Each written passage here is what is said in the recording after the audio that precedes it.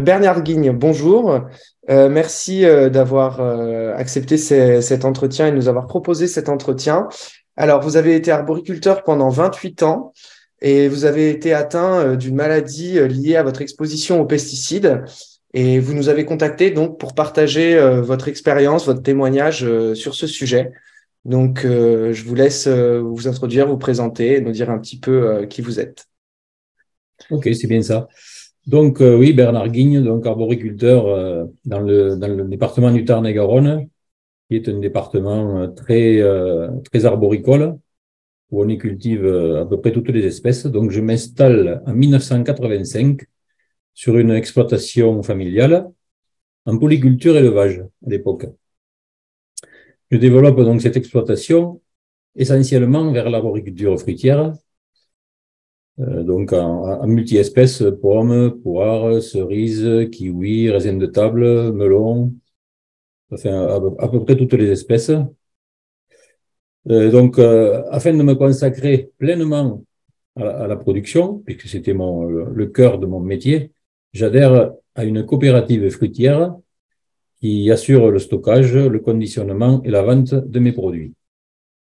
Je produis donc, comme je viens de dire, toutes ces espèces en respectant différents cahiers des charges pour, euh, pour utiliser un terme à la mode, toujours à la mode d'ailleurs. Donc, dans ces cahiers des charges, on avait un cursus à suivre en matière d'intervention à des stades bien précis de la floraison, enfin, tout le long du développement du fruit. On avait les interventions qui étaient répertoriées, qui correspondaient à ces stades-là et avec des cibles bien précises, c'est-à-dire soit des maladies qu'on traitait avec des fongicides, soit des insectes, ce qu'on appelait des parasites, donc avec des insecticides, puis également pour ce qui est entretien des vergers, les différents désherbages. Donc, ensuite, bien évidemment, je faisais partie de cette génération de paysans très consciencieux et je m'attachais à respecter tout ceci à la lettre, ce qui avait pour effet de me faire figurer régulièrement dans le haut du panier, comme on disait, des meilleurs dans la coopérative. Ce qui voulait dire, bien évidemment, que mes journées de travail étaient très complètes, très rythmées, et que je passais énormément de temps sur mon tracteur, sur mes engins, en train de traiter, de désherber, de suivre l'évolution de mes vergers. Combien, excusez-moi de vous couper, mais du coup, combien de traitements, combien d'épandages par an vous faisiez à peu près? Alors, en moyenne, on va dire, parce que c'est des moyennes, ça dépend bien évidemment de la climatologie de l'année, mais en pommes et raisins de table, et même cerises aujourd'hui d'ailleurs, on était entre 25 et 30 traitements par an, traitements foliaires, quoi, c'est-à-dire répandus sur l'ensemble des feuilles. Ensuite, tout ce qui est prune, kiwi, un peu moins. Enfin voilà, il faut compter entre 20 et 30 traitements par an, plus les désherbages. Les désherbages, ça représentait 3-4 interventions par an à peu près. Et quand vous dites que ça vous mettait dans le haut du panier, ça veut dire quoi en fait? Ça veut dire qu'il y avait, comme dans beaucoup d'entreprises, pour les salariés, mais là, pour nous, c'était donc pour les paysans, quoi, les chefs d'exploitation. Et en fin de saison, ils comparaient les résultats économiques dans le but que chacun puisse s'inspirer des façons de travailler de l'autre qui étaient meilleures que lui, c'est-à-dire les résultats économiques euh, par hectare, par espèce et par hectare.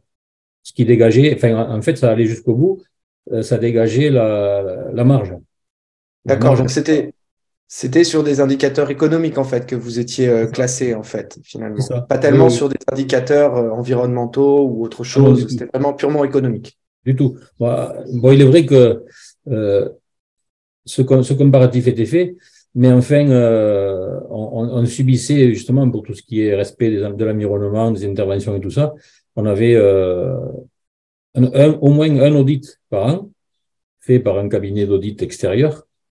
Et pour préparer cet audit, ça va vous paraître bizarre et rigolo, mais on avait un pré-audit qui était réalisé donc par les gens, les techniciens, les gens de la structure, ce qui permettait s'il y avait un point précis qui n'était pas dans les clous, ben tout d'un coup, un coup de baguette magique, on le mettait dans les clous.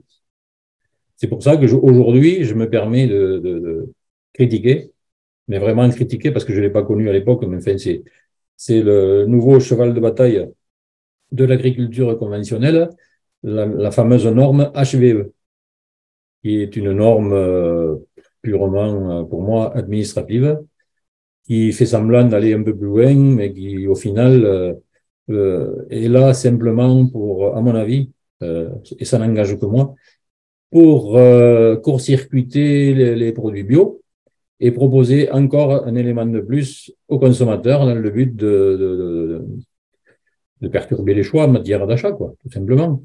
Et quand vous dites, par exemple, quand on n'était pas dans les clous, qu'est-ce que ça veut dire en fait? Ça veut dire, je vais vous donner des exemples. Par exemple, moi, ça m'est arrivé une fois quand on parle de désherbage des vergers. En fait, on a le centre du rang de pommes ou de raisins de table ou autre qui est enherbé, c'est-à-dire sur lequel on sème au départ de l'herbe, enfin, un choix d'herbe bien précis, mais sous le rang des arbres, on désherbe, c'est-à-dire qu'on applique des produits qui détruisent tout, enfin les herbes, quoi, toutes les herbes. Et pour ce désherbage, dans les cahiers des charges qu'on devait respecter, on avait une largeur bien précise. Ça correspondait à un pourcentage par rapport à la largeur du rang. Je me souviens plus exactement, mais c'était un pourcentage. Donc, si je vais dire n'importe quoi, mais il me semble que c'était du 20%, je crois. C'est-à-dire que si la rangée faisait 5 mètres de large, on devait désherber 1 mètre, pile poil. Ben, une fois, euh, lors du contrôle, j'étais à 1,10 m, je crois. Donc ça, ben, voilà, ça a été corrigé. On est allé à un endroit où, parce il suffit de mettre un petit coup de volant avec le tracteur quand on fait ça, et paf, on dévie, quoi. Vous voyez? Donc on a amené le contrôleur à un endroit où c'était bien. Ça, c'est un D'accord. exemple. Autre exemple, par exemple, j'ai épandu un fongicide, je vais dire n'importe quoi, le 15 août, sauf que mes salariés devaient commencer la cueillette des pommes, des Royal Gala, le 18 août. Et le produit que j'ai utilisé, il comportait ce qu'on appelle un délai de réentrée, parce sur les produits, il y a un délai pendant lequel personne ne doit rentrer dans le verger à partir de la date du traitement. Ben là, on pouvait, si ça se jouait à un jour, on pouvait très bien modifier la date de l'intervention. Voilà, c'est complètement illégal, hein, voilà. Mais c'est vrai qu'en étant comme on était, aujourd'hui, ça a changé un peu parce que les structures qui resteront, je pense, c'est des énormes structures qui sont à 500 hectares, à 1000 hectares, enfin bon. Donc ces gens-là, ils ont une organisation différente. Moi, en fait, j'étais sur une structure où je cultivais 20 hectares à peu près, ce qui à l'époque était moyen, quoi.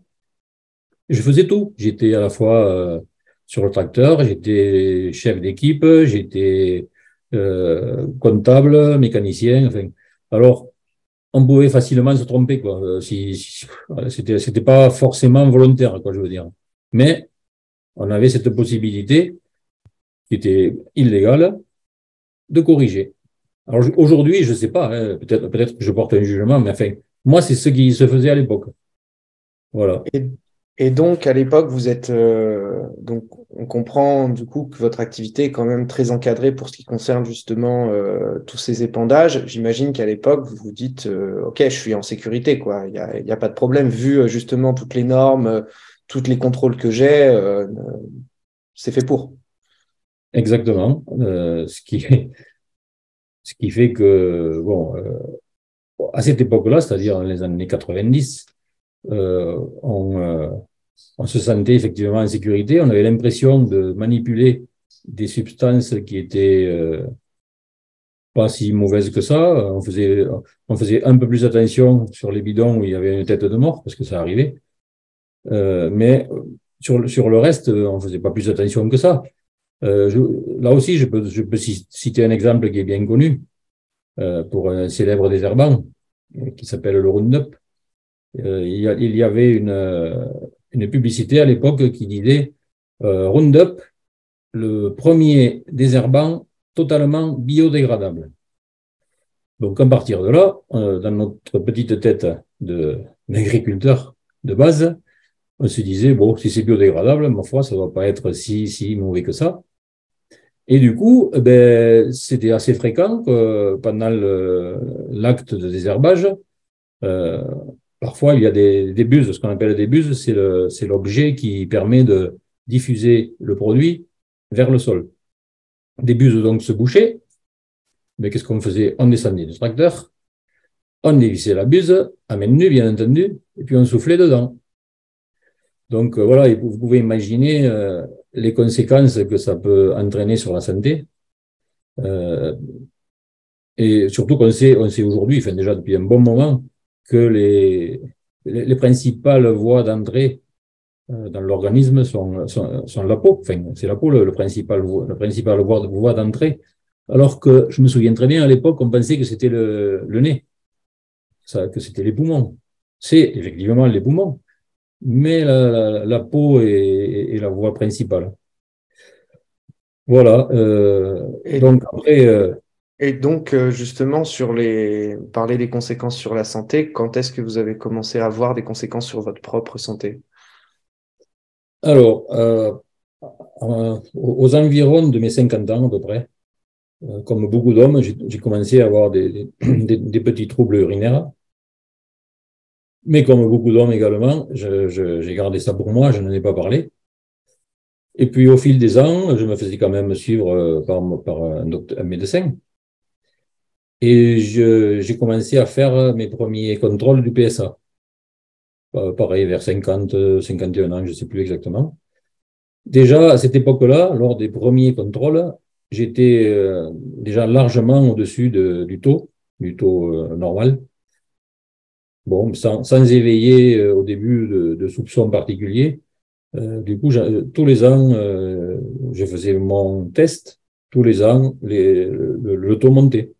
Jusqu'au moment où mon médecin, en 2019, m'a demandé de faire des examens complémentaires, biopsie, scanner, enfin toute la panoplie.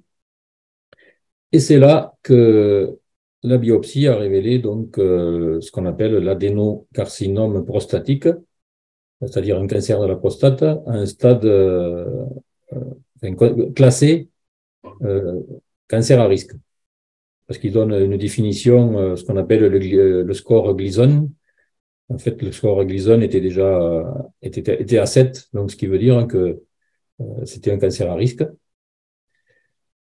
Et puis voilà, quoi. Ensuite, se sont succédés tous les autres examens complémentaires jusqu'au fait de me dire, mais la seule solution, vu mon âge, j'avais 59 ans, vu mon âge et mon espérance de vie, le consortium de chirurgiens à l'époque avait décidé qu'il fallait m'opérer, m'enlever la prostate complètement, avec de grandes chances de rémission, parce qu'on on peut pas dire guérison en termes de cancer, mais enfin rémission, mais également des conséquences sur moi-même, quoi, acte très invasif avec des séquelles physiques quand même. Voilà, puis Et donc pardon, excusez-moi, je vous en prie, allez-y. c'est donc ce jour-là que ma carrière a défilé dans ma tête et que je me suis dit très très vite, en l'espace de quelques heures sans doute, avec mon épouse, ouais, que ma pathologie était certainement très, très étroitement lié avec mon activité d'arboriculteur, enfin de paysan. Et là, bien évidemment, les images ont défilé dans ma tête. Euh, grande colère contre moi-même. Grande colère également contre euh, les fabricants de ces produits qui, finalement, communiquent très mal et enfin, on pourra en parler un peu plus loin, peut-être dans tout ce qui concerne les homologations. Et là, je me suis dit, bon, il faut que je guérisse, il faut que je me batte pour guérir. Et ensuite, il faut que je fasse en sorte de communiquer sur ce qui m'est arrivé et d'essayer d'en informer mes collègues paysans, d'en informer le grand public, tout simplement. Voilà, c'est pour ça que je suis venu vers pas mal de gens, et notamment vers vous, parce que j'ai eu je ne sais pas si on peut appeler ça de la chance, mais j'ai eu le privilège de visionner Secret Toxique. Et bien là, j'ai eu confirmation, j'ai eu enfin, beaucoup plus d'informations qui ont confirmé ce que je pensais, vraiment. Et pour revenir un petit peu sur ce qui se passe au moment où vous apprenez votre maladie, vous avez pu trouver un petit peu de soutien auprès des médecins, Comment ça s'est passé un petit peu? Parce que moi, je vous parle de ce que j'ai pu lire un petit peu sur le sujet, hein. Oui. Mais effectivement, ça peut être quelque chose d'un petit peu difficile à partager à plein de niveaux. Déjà parce que c'est quelque chose qui vient me toucher intimement, personnellement, et forcément c'est difficile à partager. Et aussi parce qu'il peut y avoir éventuellement des tabous auprès des collègues, d'autres paysans, etc. Il peut y avoir aussi un manque de reconnaissance au niveau médical. Après, si vous avez la chance d'être suivi par un médecin en qui vous avez confiance, qui croit à ce que vous dites, là aussi ça peut aider. Quelle a été un petit peu votre expérience, vous, à ce niveau-là? Alors, en termes enfin, par rapport au contact avec mon médecin traitant, il se trouve que c'est un médecin homéopathe. Donc, il a été très, très à l'écoute, très sensible et a essayé de me conseiller. Mais même lui, qui a une longue expérience en la matière, enfin, c'est un médecin qui aujourd'hui est pratiquement à la retraite aussi, ben, il n'avait aucune information à l'époque sur la possibilité de faire le lien entre ma maladie et les pesticides. Il n'était même pas au courant que c'était inscrit au tableau de la MSA à cette époque-là.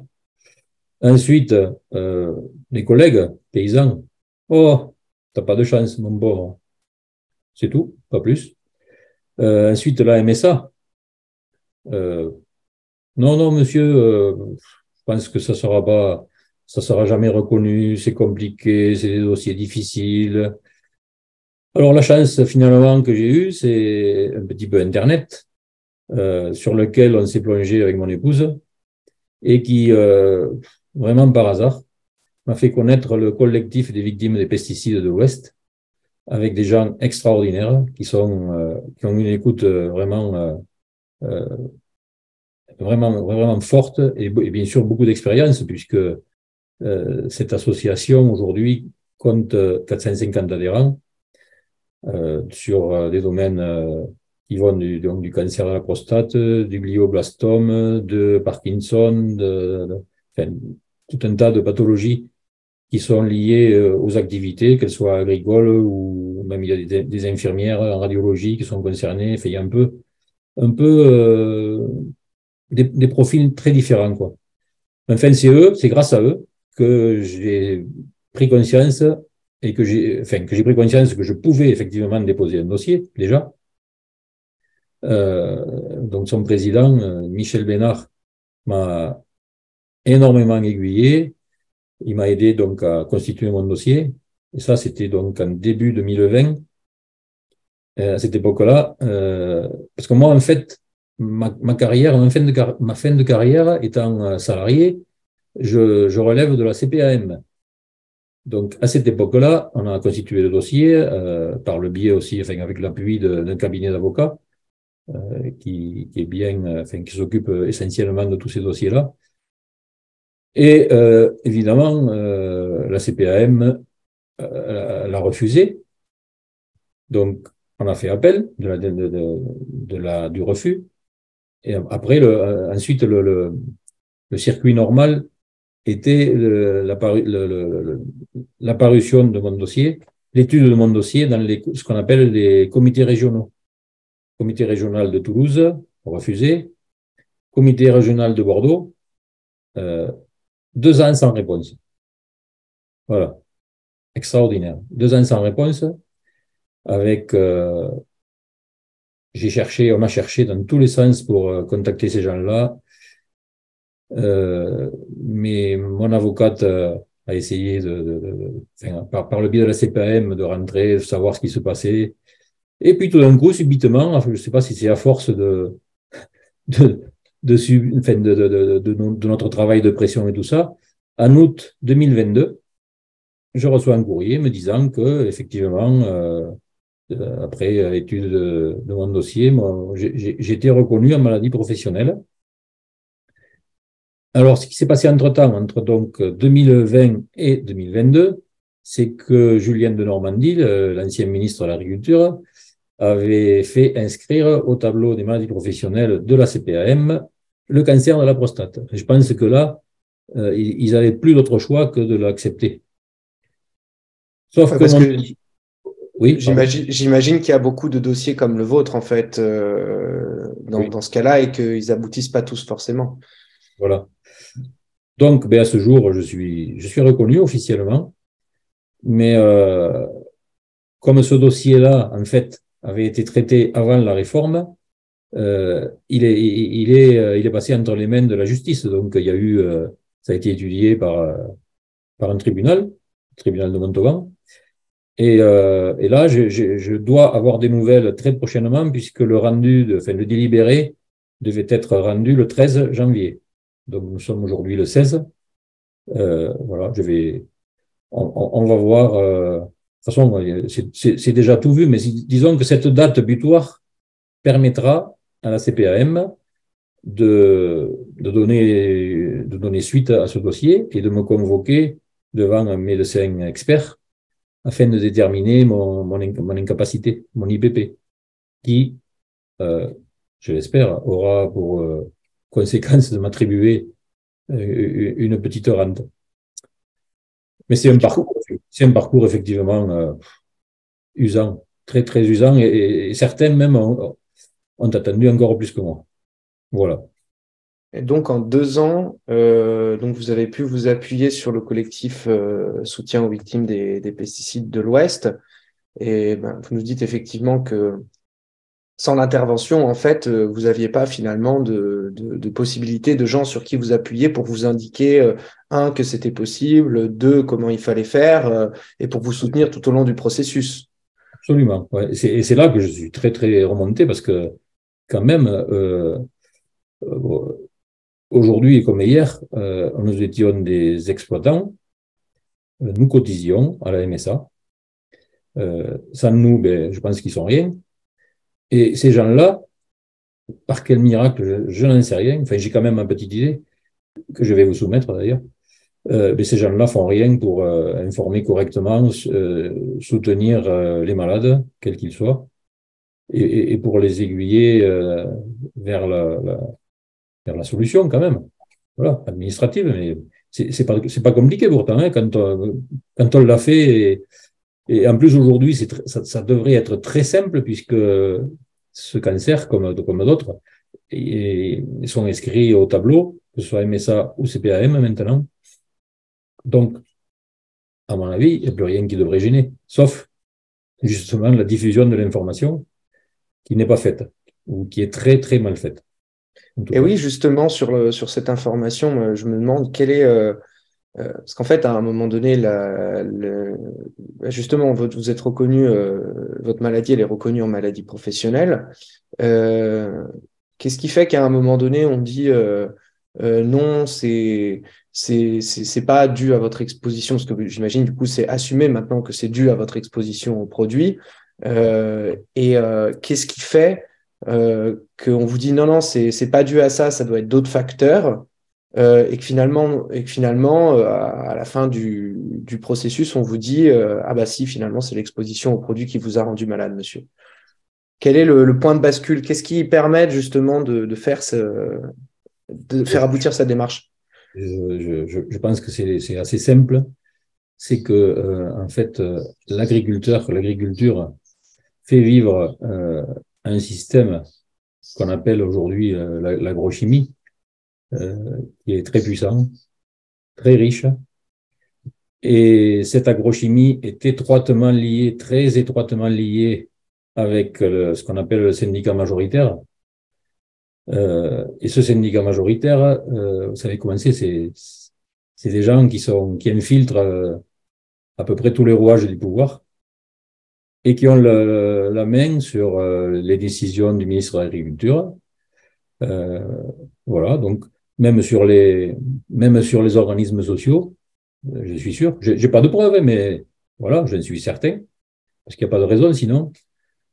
C'est uniquement à travers des pressions, des choses un peu dures que ces gens-là bougent, parce qu'ils n'ont plus le choix de bouger, parce que certains médecins ont eu le courage de faire des études qui prouvent que il y a eu ce qu'on appelle des méta-analyses, je ne sais pas si c'est le bon terme, qui ont prouvé quand même à plusieurs reprises que c'était bien lié. Donc au bout d'un moment, ils n'ont plus trop le choix. Mais en plus, je pense qu'au niveau, si on parle purement sur l'aspect financier, ça fait peur. Parce qu'imaginez que tous les malades, paysans ou autres, déposent des dossiers sur ces pathologies. Ça peut très vite faire des chiffres, quoi, hein, parce qu'ils sont, en fait, moi, dans mon département, honnêtement, je pense être tout seul. Alors que le Tarn-et-Garonne est le premier département producteur de pommes en France. Le deuxième en raisin de table. Je crois que le deux ou troisième en prune. Vous voyez, donc, euh, il doit y en avoir vraiment un sacré paquet qui sont malades et qui ne disent rien. Et vous, justement, j'ai une petite question. Quand on vous dit, parce que quand vous dites c'est l'exposition au produit qui m'a rendu malade, euh, quand on vous dit non, c'est pas ça, qu'est-ce qu'on vous donne en fait comme autre raison? Franchement. Ah si, oui, voilà. Euh, les chiffres purement statistiques, c'est-à-dire que le cancer de la prostate chez les hommes, j'ai plus les chiffres en tête exactement, mais c'est le cancer le plus répandu, comme le cancer du sein chez la femme. Ça, c'est la réponse classique, basique qu'on nous fait, qu'on fait à tous. Donc à partir de là, si on n'a pas un peu l'esprit critique de se dire finalement c'est peut-être ça, mais c'est quand même aussi peut-être ce que j'ai fait qui a fait que j'ai été malade. C'est-à-dire qu'effectivement, dans les études dont on parle, on se rend compte, je crois, que chez les arboriculteurs, enfin chez les agriculteurs en général, le taux est supérieur à la moyenne nationale des hommes de 20% quand même. Donc, statistiquement, c'est important. Et c'est ce qui fait que le lien a pu être fait parce que c'est pas normal. Il peut y avoir un écart peut-être de quelques petits pourcents, mais 20%, c'est c'est c'est pas normal. Ça indique bien ce que ça veut dire. Donc du coup, il y a autre chose aussi qui m'a frappé, moi, justement, dans la campagne, au fur et à mesure qu'on en apprenait sur le sujet, c'est que la réglementation, elle vient dire un produit autorisé peut pas avoir d'effet néfaste sur la santé humaine ou sur l'environnement si il est utilisé dans des conditions normales. En fait, ce qui se passe, c'est que par utiliser dans les conditions normales, on entend utiliser avec tous les équipements de protection nécessaires. Alors, il y a une étude qui a été menée là-dessus par une assez grande équipe qui s'appelle Pest Expo et qui a montré justement que l'efficacité de ces protections, elle était très, très largement surestimée par les agences de sécurité alimentaire. Et donc, je voulais vous savoir un petit peu de votre point de vue. Déjà, vous, comment ça se passait par rapport à ces protections? Est-ce qu'elles vous permettaient de vous sécuriser? Est-ce qu'elles faisaient que enfin, en suivant toutes ces instructions à la lettre, vous vous sentiez protégé, ou alors est-ce que vous vous méfiez quand même? Enfin, quelle était votre approche un petit peu par rapport à ces équipements de protection? Alors effectivement, c'est environ aux environs des années 2000 que tous ces EPI, là, ces équipements de protection individuels, sont apparus et ont été vulgarisés. Euh, donc oui, on se protégeait, enfin je me protégeais un peu plus, sauf que pour ce qui est par exemple des fameuses combinaisons là, qu'on enfilait et qu'on mettait sur nos vêtements, quand dans le sud-ouest de la France, quand il fait 40 degrés ou 35 degrés à l'extérieur, et qu'on doit traiter, parce que c'était mon cas, toute une journée, voire des fois, quelquefois deux jours de suite, ben c'est parfaitement insupportable. Donc, dans l'après-midi, ben dans ma cabine, j'enlevais la combinaison. Voilà, j'enlevais la combinaison parce que j'en pouvais plus. Ce qui fait que, parce que j'avais un tracteur à ce moment-là, un tracteur avec cabine et filtre à charbon, qui, à mon avis, sont quand même assez efficaces, sauf que, encore une fois, en cours de traitement, là je vous parle de vraiment d'une expérience quasi quotidienne, puisque quand on traitait, moi je partais donc avec mon appareil qui faisait 1000 litres, donc ce qui veut dire que j'avais une autonomie d'environ 2 heures, 1 heure et demie, 2 heures pour employer mon produit. Il était très très rare que pendant ces 2 heures, il n'y ait aucun incident. C'est-à-dire, je sais pas moi, une buse qui se bouche, un problème dans le verger, un arbre qui est en travers ou un palox qui a été oublié par les ouvriers, et ainsi de suite. Donc, enfin, de ce fait, on était obligé de descendre du tracteur, d'ouvrir la porte, de descendre pour aller régler le problème.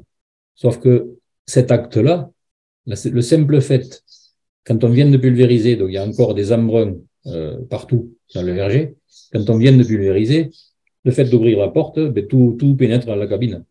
Donc la cabine, eh ben, elle peut pas être efficace non plus. Au contraire, même, ça confine.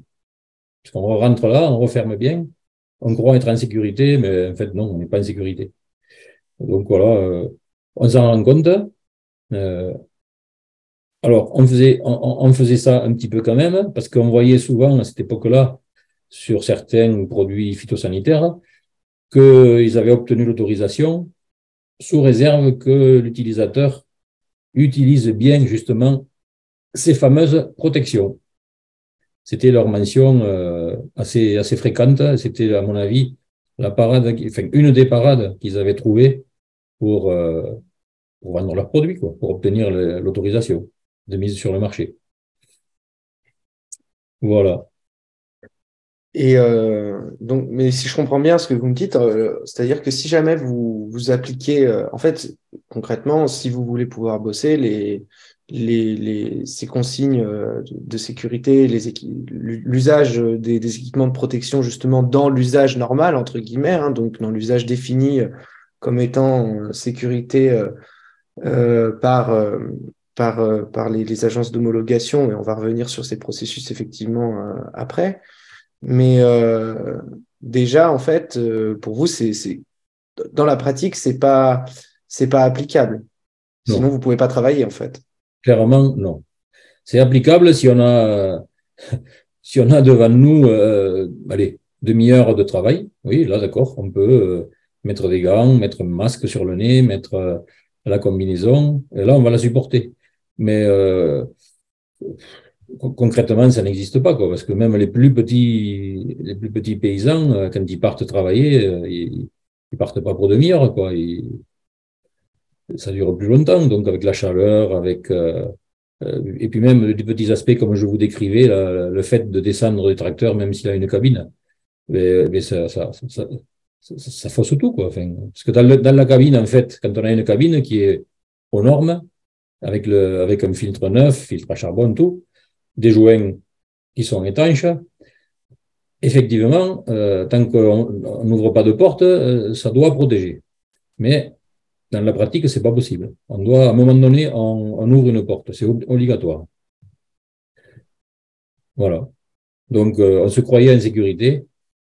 C'était pas le cas. Et en plus, c'était pas faisable. Vraiment.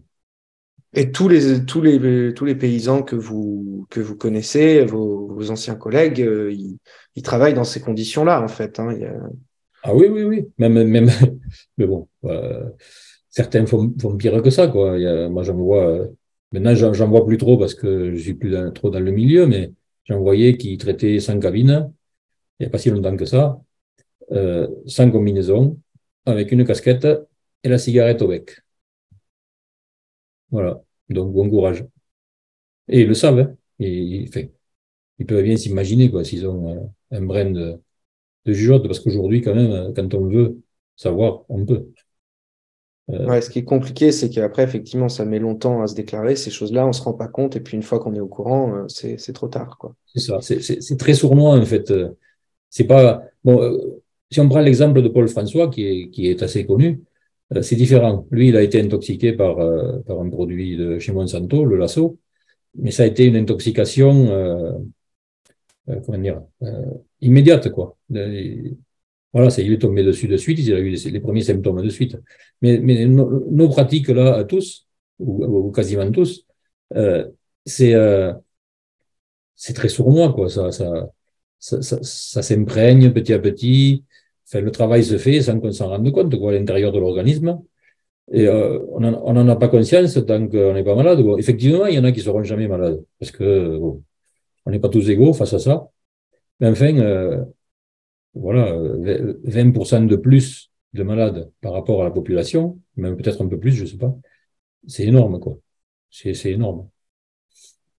Et donc, vous avez parlé du film et de ce qu'il Oui. avait provoqué chez vous. Bah, du coup, comment, au vu de votre parcours, le message de notre campagne, un petit peu ce qu'on cherche à diffuser, à informer les gens, comment est-ce que ça résonne pour vous dans votre situation? Mais aujourd'hui, ce film, il a résonné énormément et il m'a conforté sur plusieurs points. Euh, voilà, il a confirmé ce que je pensais de ces gens-là, de leur façon d'intoxiquer moralement, en tout cas, les populations, qu'elles soient agricoles ou autres d'ailleurs. Euh, c'est, euh, Ça m'a ouvert les yeux encore plus sur l'hypocrisie de ces sociétés de la chimie, là. Parce que, franchement, quand on voit leur comportement, on se rend bien compte que entre guillemets, ils s'en foutent de la santé, de l'humain, du consommateur même, parce que ça dépasse même le paysan. Pour eux, la seule chose qui compte, c'est vraiment le profit et la rémunération de leurs actionnaires, quoi. C'est clair, très très clair. Et puis, difficile à toucher, très très difficile à toucher, ces gens-là. En fait, le film euh, en réveillera d'autres. Moi, il m'a pas réveillé parce que j'étais déjà un petit peu réveillé. Il m'a juste confirmé. Mais si on a la chance et la possibilité de proposer, de montrer ce film à des gens qui connaissent pas, parce qu'ils peuvent pas connaître, eh bien, à chaque fois, c'est, c'est, c'est c'est très efficace. Ouais, nous, c'est ce qu'on se dit, en fait. C'est que on a bien besoin de vivre notre vie sans trop se tracasser tous les jours. Et donc, on est bien obligé de faire confiance aux institutions en se disant, bon, bah, si on a autorisé ça, c'est que ça a été vérifié par des gens compétents, avec des procédures claires, transparentes et tout. Et du coup, nous, en se penchant sur le sujet, c'est un sujet qui est un peu technique, un petit peu épais, un petit peu difficile, un petit peu ennuyeux aussi, hein, parce que c'est très bureaucratique, très technocrate. Mais Oui. en fait, c'est là où on se rend compte euh, qu'il y a justement des problèmes qui peuvent être compris juste avec un peu de bon sens et qu'il y a des choses à changer Ah oui, à ce vraiment, niveau-là, quoi.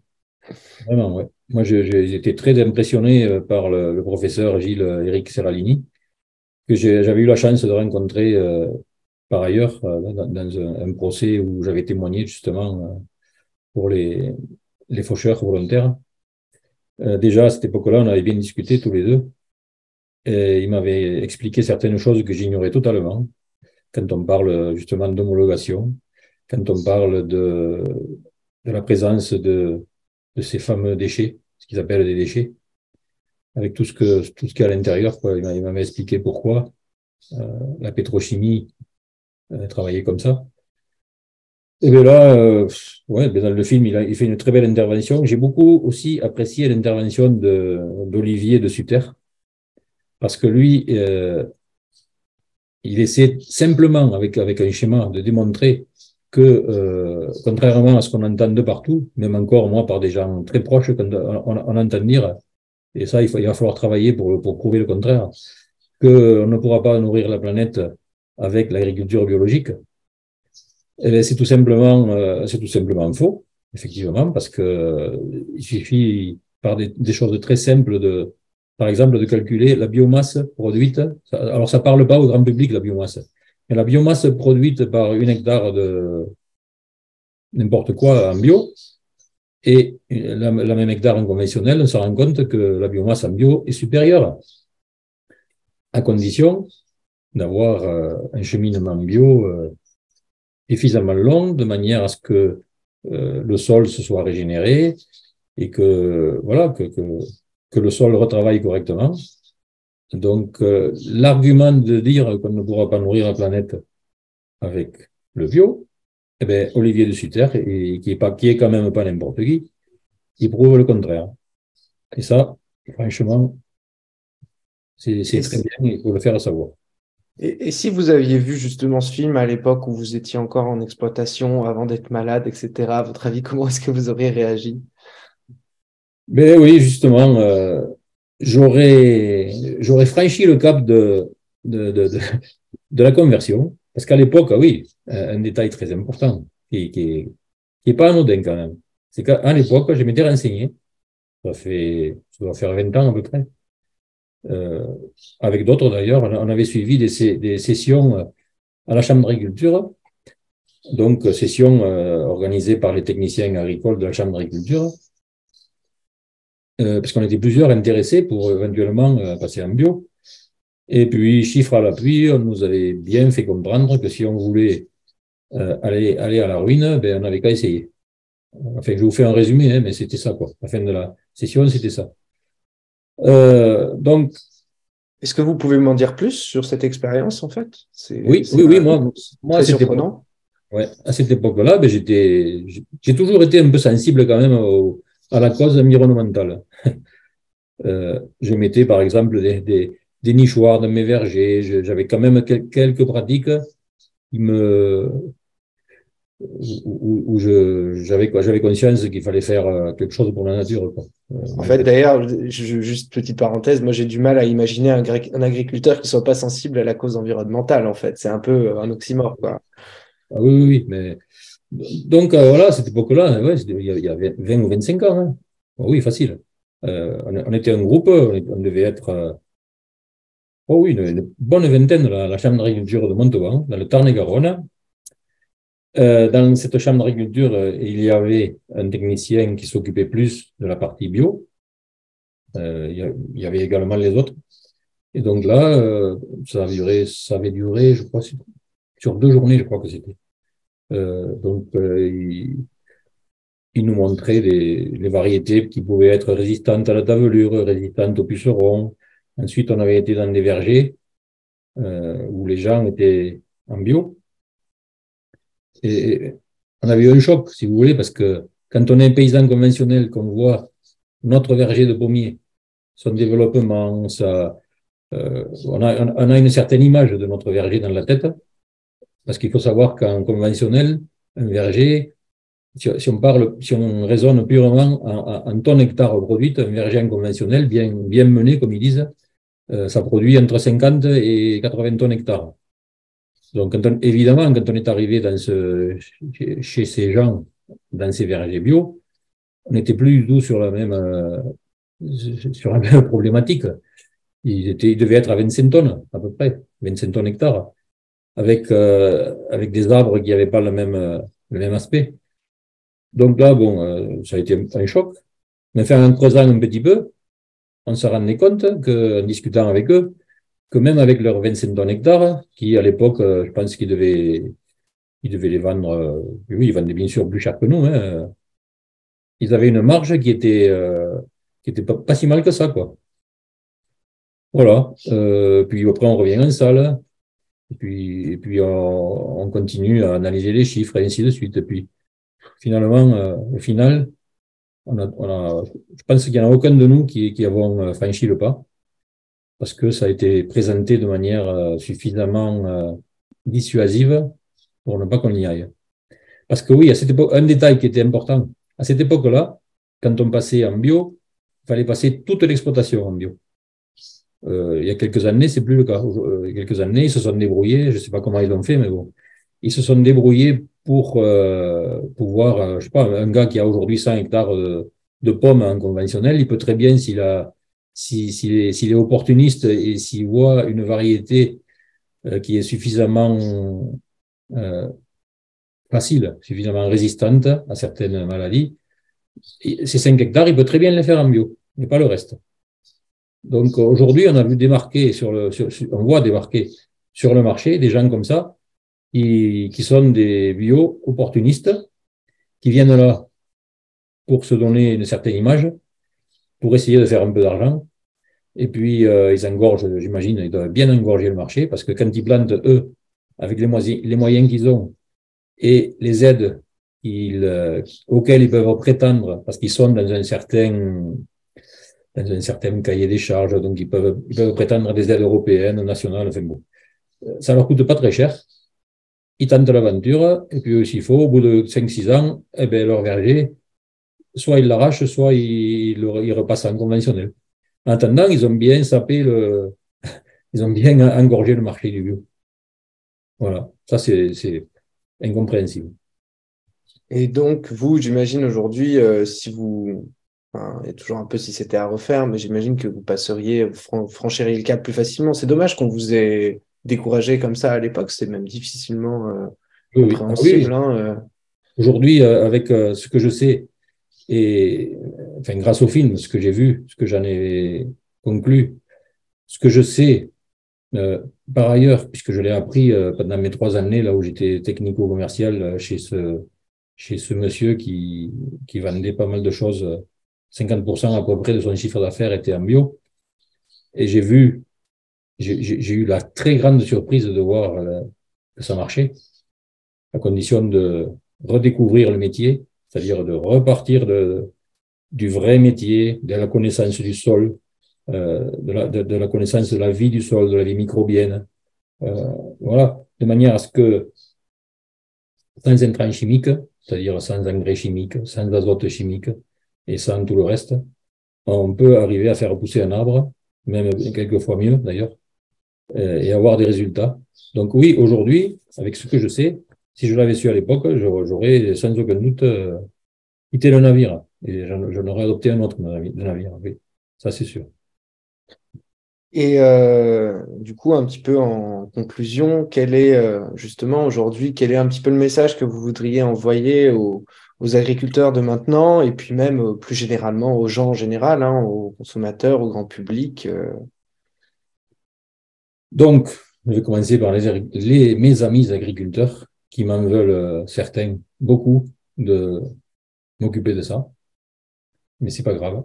Je leur dis et je leur dirai toujours que je suis pas là pour faire ce qu'on appelle l'agribashing, que je suis là pour essayer de leur ouvrir les yeux, enfin de leur ouvrir les yeux sur les risques qu'ils prennent et qui sont pas dits ou en tout cas très mal dits, euh, qui réfléchissent un petit peu aussi, eux, en tant qu'acteurs de cette belle nature, à la nature et à la terre qu'ils ont envie de transmettre à leurs enfants.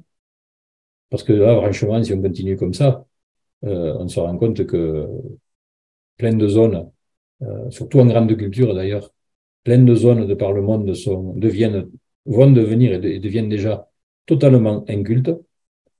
À force de pomper sur le sol, ben, le sol, dans ces cas-là, c'est une matière complètement inerte. voilà, d'essayer de retrouver certains bons gestes de nos parents et grands-parents, quand même si ça peut faire rire certains. Moi, je suis convaincu on a beaucoup perdu, justement à cause de cette chimie qui nous a, quand elle est arrivée, effectivement, chez nos grands-parents notamment, elle a été ressentie et présentée comme un sacré confort, puisque, par exemple, un désherbant, maïs, euh, évitait énormément de pénibilité. Donc, ces gens-là, à l'époque, les pauvres, ben, qu'est-ce qu'ils ont fait? Ils n'ont pas eu d'autre choix que d'y aller, quoi, parce que voilà. Et ensuite, au grand public, pareil. Essayer surtout d'éviter l'agribashing. C'est un mot qui me plaît pas, mais comment dire? D'essayer de faire comprendre aux gens qui, qui, qui veulent bien le comprendre, qui sont assez intelligents pour le comprendre, que le paysan, il est responsable de ses actes, mais ses actes sont tellement dictés de manière très insidieuse et de manière très hypocrite par ces gens-là de l'agrochimie, qu'ils ont perdu l'esprit critique et qu'il faut, au contraire, il faut essayer de les aider euh, de n'importe quelle manière, et notamment de les inciter à venir voir le film, présenter ce film chez des jeunes pas forcément du milieu agricole d'ailleurs, de tous les milieux, essayer de faire des chocs émotionnels, des, oui, des électrochocs, de manière à ce que, enfin, aux yeux de tout le monde, ces pratiques soient visibles. Pour moi, c'est la seule façon de faire prendre conscience aux gens. Et alors, le consommateur, dans tout ça, effectivement, le consommateur, il a un sacré pouvoir, même si malheureusement beaucoup l'ignorent. L'acte d'achat, tout simplement. L'acte d'achat, c'est notre bulletin de vote, hein. On peut très bien aller dans des magasins bio, aller, comme on fait nous, chez un copain qui est en bio, là, qui a une belle structure et qui nous vend des produits, ma foi, si on regarde bien, à des prix tout à fait corrects, parce que c'est pareil, l'argument du prix. Évidemment, si on va dans des grandes surfaces où le bio vient du Chili, d'Argentine, du fond de l'Espagne ou de l'Italie, eh ben là, oui, effectivement, là, il est cher. Et pour cause. Il faut qu'ils mangent, ces jeunes-là, les pauvres. Excusez-moi, hein, je deviendrai facilement agressif là-dessus. Bon, voilà. J'ai une dernière petite question. Vous dites euh, que ça peut faire sourire de retrouver Oui, les gestes des parents, des grands-parents. Il y a plusieurs choses. C'est effectivement un argument ou un risque auquel on a été confronté, mais ce qu'on a eu tendance à nous dire, on a eu la chance d'interroger des ingénieurs agronomes. On a eu la chance d'interroger Xavier Poux qui a travaillé à la mise en place d'un modèle où l'Europe entière serait sous d'un modèle agroécologique.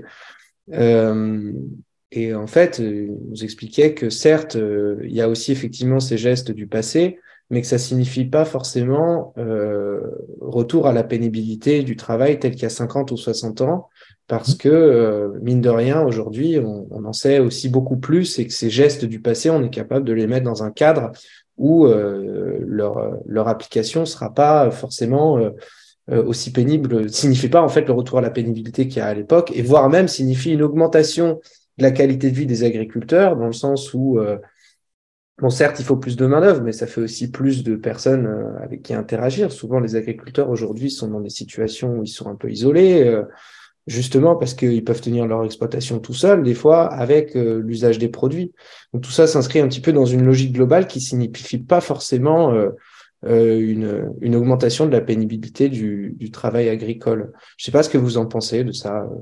oui, je suis tout à fait d'accord. Quand je dis ça peut faire rire, c'est-à-dire ça peut faire sourire, c'est parce que quand on en parle avec des agriculteurs qui sont dans l'action, comme j'étais moi personnellement, et aujourd'hui c'est même pire puisqu'ils ont tous des structures encore plus grandes.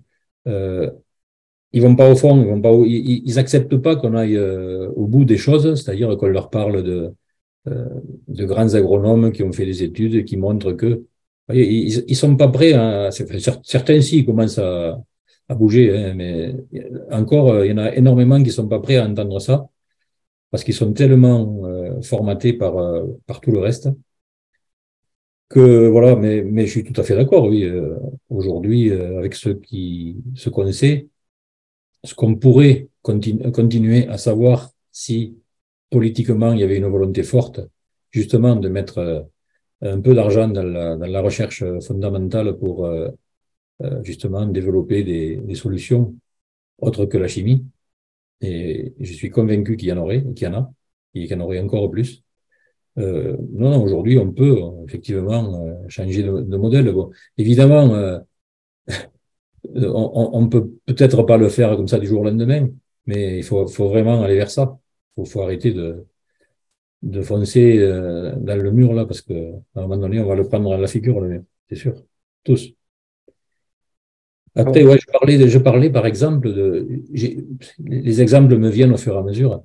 Je connais des arboriculteurs qui sont encore conventionnels, mais qui ont énormément réfléchi, qui sont conscients qu'il faut changer certaines choses, qui pratiquent maintenant ce qu'on appelle des couverts végétaux, c'est-à-dire que euh, soit en céréales, soit même en arboriculture, ça existe, au lieu de laisser un sol nu tout l'hiver, ils vont ensemencer sous le rang de pommiers ou de pruniers, peu importe.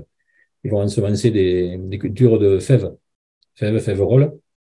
Et de cette manière, on sait bien que ensuite la destruction de la fève, puisque là le but n'est pas la récolte. Sous le rang des arbres, c'est pas le but de la récolter.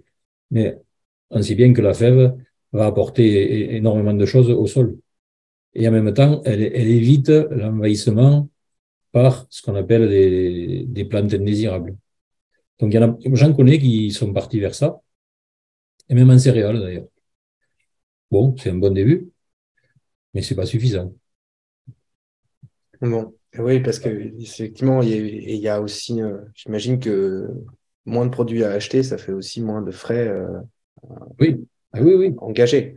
Et surtout, aujourd'hui, on peut en parler puisqu'on y est en plein dedans, avec la crise énergétique qu'on est en train de vivre et qu'on va continuer à vivre un petit moment. Euh, tous les engrais chimiques qu'ils utilisent, ils ont énormément augmenté. Les engrais azotés, pareil.